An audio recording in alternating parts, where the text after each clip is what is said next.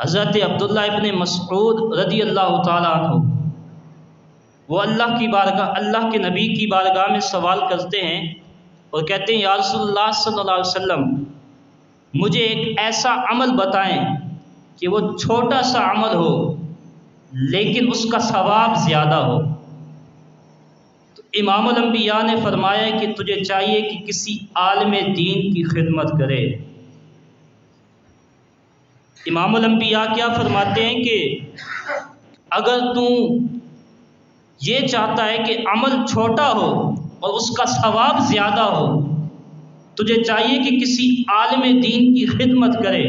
عبداللہ ابن مسعود کہتے ہیں، یا رسول اللہ، اس کے بدلے میں مجھے کیا اجر ملے گا؟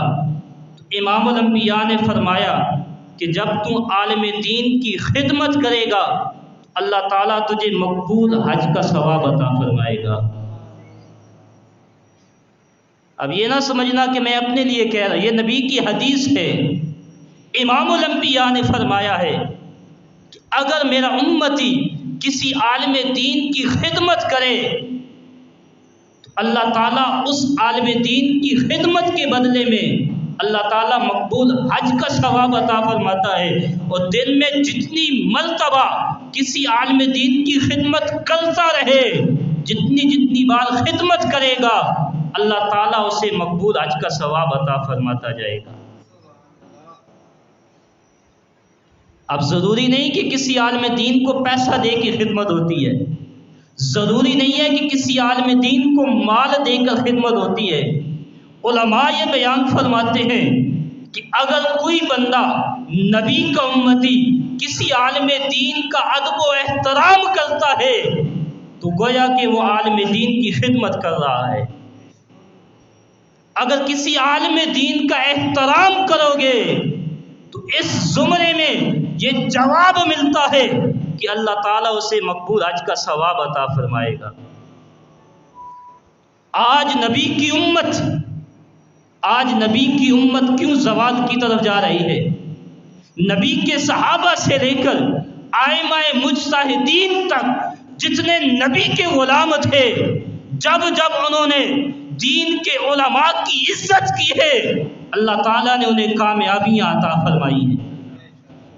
آج نبی کی امت اگر مفلسی کی طرف جا رہی ہے، غربت کی طرف جا رہی ہے، آج نبی کی امت اگر زوال کا شکار ہو رہی ہے تو اس کا نتیجہ یہ ہے، اس کی وجہ یہ ہے کہ آج کے لوگ علماء کی عزت نہیں کر رہے۔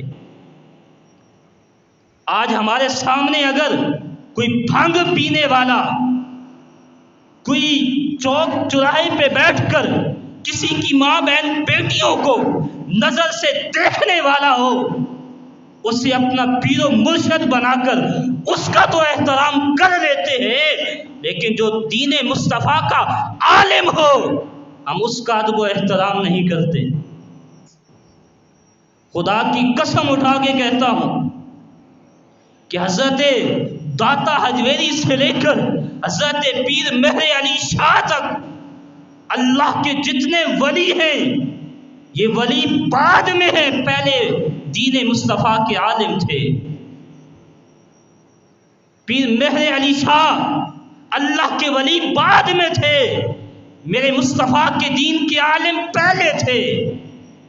حضرت خواجہ غریب نواز اللہ کے ولی بعد میں تھے، میرے مصطفیٰ کے دین کے عالم پہلے تھے۔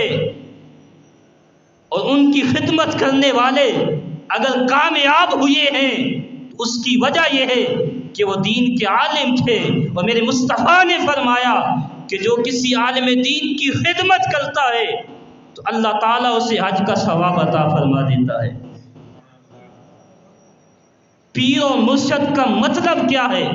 راستہ دکھانے والا، سیدھے راستے کی طرف لے کے جانے والا، اور جو خود دین کا عالم نہیں ہے اور تمہارا پیر بن کے تمہیں راستہ کیسے دکھائے گا؟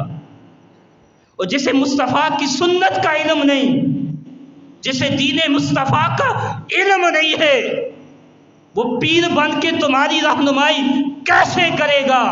یاد رکھنا، جو دین کا عالم نہ ہو وہ ولی نہیں ہو سکتا ہے، اور اگر ولی کی نشانی دیکھنی ہے تو وہ ولی بعد میں ہوتا ہے، پہلے میرے مصطفیٰ کا دین کا عالم ہوتا ہے۔ اس لیے میرے نبی کے غلاموں، کسی غیرے کو اس کا جبہ دیکھ کر، اس کا امامہ دیکھ کر اس کو اپنا پیر و مرشد نہ بناؤ، بلکہ دیکھو کہ اس کے پاس دین کا علم ہے کہ نہیں، وہ نبی کی شریعت کو جانتا ہے کہ نہیں جانتا ہے۔ اور جب وہ عالم دین بھی ہو، اللہ کا ولی بھی ہو، پھر آپ اس کی خدمت کریں گے تو امام الانبیاء نے فرمایا کہ اللہ تعالیٰ اسے مقبول حج کا ثواب عطا فرماتا ہے۔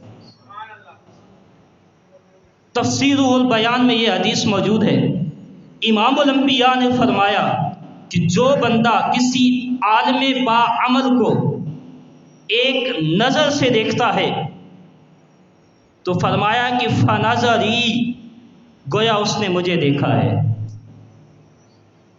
یہ عالم کی شان ہے، عالم با عمل ہو۔ اور میں اکثر کہتا ہوں کہ جو عالم با عمل نہیں ہے اسے عالم کہنے کی ضرورت بھی نہیں ہے، جو حافظ قرآن با عمل نہیں ہے اسے حافظ قرآن کہنے کی بھی ضرورت نہیں ہے۔ ارے ناداں، وہ حافظ قرآن کیسے ہو سکتا ہے کہ جو بے نمازی ہو، جو با عمل نہ ہو؟ وہ عالم دین عالم کیسے ہو سکتا ہے کہ جو بے نمازی ہو، با عمل نہ ہو؟ یاد رکھنا، عالم بھی وہی ہوتا ہے جو با عمل ہو، حافظ قرآن بھی وہ ہوتا ہے جو با عمل ہو۔ اور ایسے حافظ قرآن، ایسے عالم دین کو جو ایک نظر سے دیکھتا ہے، امام الانبیاء نے فرمایا فنظری، گویا اس نے مجھے دیکھا ہے۔ تو میرے نبی کے غلاموں، یہ ایسے اعمال ہیں کہ جن کے بدلے میں امام الانبیاء نے فرمایا کہ اسے اللہ تعالیٰ حج کا ثواب عطا فرمایا۔